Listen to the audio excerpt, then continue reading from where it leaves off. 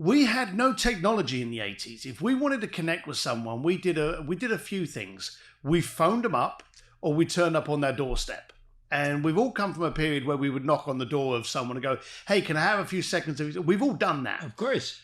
People are scared now to even phone somebody. So they send a text, they send an email, they send a LinkedIn messenger or something like that. And when the person hasn't read it, because guess what? They're busy and they don't know you. They're like, oh yeah, I reached out. I communicated with them. Well, no, you didn't.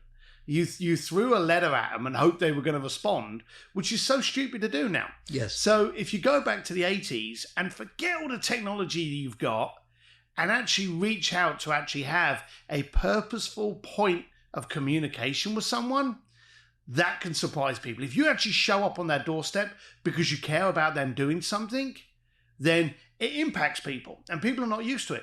People phone people now and the person getting the phone call is astonished that the phone rang. What do you do? I don't know you. So that's funny. I go back to the 80s and every way that I used to communicate with people then is the way that I focus now.